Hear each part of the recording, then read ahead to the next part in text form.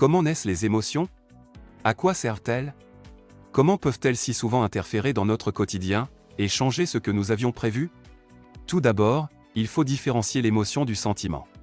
Les émotions se traduisent par des manifestations internes à l'organisme, comme la boule au ventre ou l'accélération cardiaque, et des manifestations externes à l'organisme, comme le rire ou les pleurs.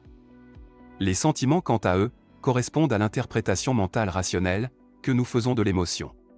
Dans le cadre de l'intelligence émotionnelle, ce sont bien les émotions qui nous intéressent.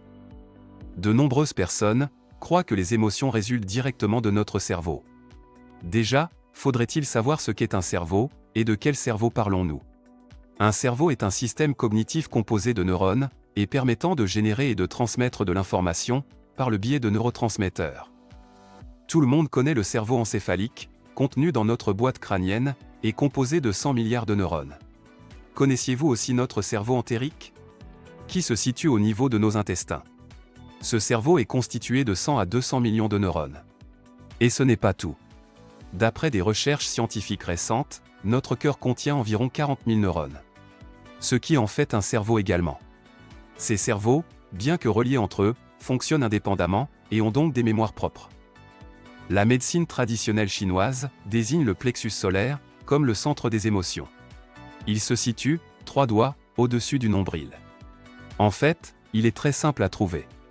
C'est l'endroit que nous cachons lorsque nous croisons les bras, comme pour le protéger. Il relie notamment 5 organes élémentaires et 5 viscères associés. Chaque couple correspond à une émotion.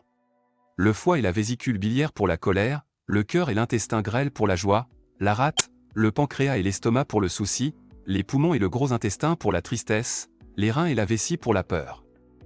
L'alcool attaque le foie. Ce qui fait que les alcooliques sont souvent en colère. En situation d'euphorie, on risque la crise cardiaque.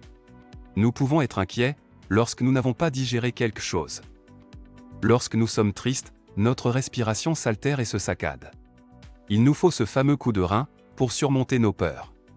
Rappelons que les émotions interagissent avec nos comportements, nos pensées et notre langage.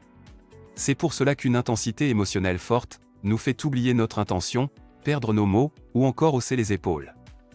Et inversement, nos pensées, notre langage et nos comportements ont une incidence sur nos émotions. C'est ce que nous allons approfondir dans cette formation.